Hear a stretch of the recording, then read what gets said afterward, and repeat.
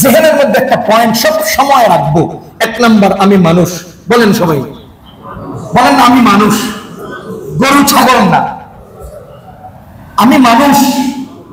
আমার জীবন গরু ছাগল চেয়ে আলাদা হবে। আমি মুসলমান। 2 নম্বর, আমি মুসলমান, অমুসলমান না, হিন্দু না, খ্রিস্টান না, বৌদ্ধ না, নাস্তিক না, ইহুদি না, খ্রিস্টান না, আমি মুসলমান। অমুসলমানের চেয়ে আমার জীবন আলাদা হবে।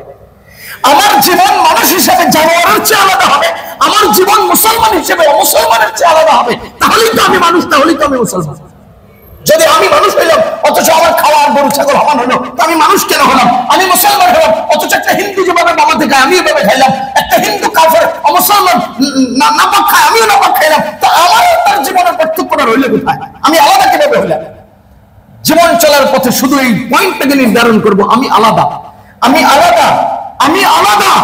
একবার চিন্তা করেন আমি কত আলাদা। আমার নিসবত কার সাথে? মুহাম্মদুর রাসূলুল্লাহ সাল্লাল্লাহু আলাইহি ওয়াসাল্লামের সাথে। আমার জীবনের নিসবত কার সাথে? যেই কিবলাকে আবু বকর কিবলা বানিয়ে নামাজ পড়েছেন আমি সেই কিবলার অনুসারী। যে কিবলাকে ওমর ইবনে খাত্তাব কিবলা বানিয়ে নামাজ পড়েছেন আমি সেই কিবলার অনুসারী। যে হালালকে সাহাবায়ে কেরাম হালাল মনে করেছেন আমিও সেই হালালকে হালাল মনে করি। যে হারামকে সাহাবায়ে কেরাম হারাম মনে করেছেন আমিও সেই হারামকে হারাম মনে করি। যেটাকে সাহাবায়ে কেরাম নিয়েছেন সেটাকে আমি নিয়েছি। আমার নিসবত আলাদা, আমার সম্পর্ক আলাদা, আমার লিঙ্ক আলাদা, আমার তাআল্লুক আলাদা।